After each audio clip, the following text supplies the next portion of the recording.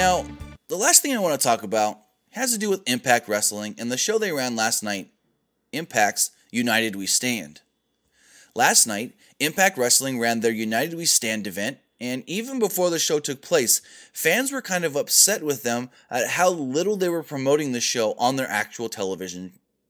show. Once the show took place, we then realized that, honestly, Impact just saw this as a blow-off show, as a thing to say, hey, we ran a show over WrestleMania weekend.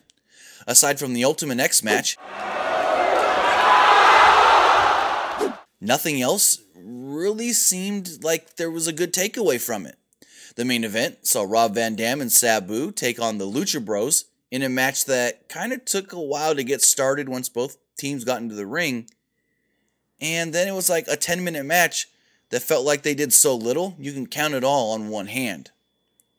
Overall, this didn't seem like a good showing for Impact Wrestling, even when you add in some of the other matches that could have been really good, like the X Division title match between Rich Swann and Flamita. The match went roughly about 8 to 10 minutes, and it felt like right when the match was getting good is when it just went to the finish with Rich Swann defending and retaining his championship. Also,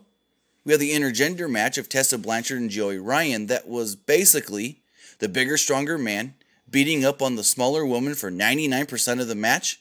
and then all of a sudden at the end, she hits her move, she hits her finisher, the Magnum, and it's over.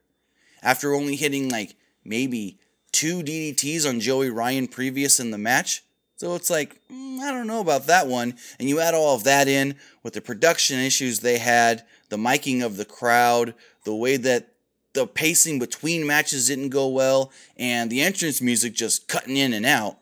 it wasn't a really good look for Impact Wrestling. Now, if you were a fan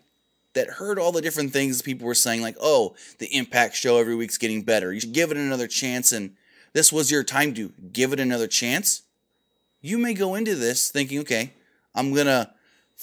give it a good go. I'm gonna think about the show and say, okay, if I like this show here tonight, then maybe I'll watch every week on Twitch. But if you watch this show thinking, well, is this how it's gonna be every week?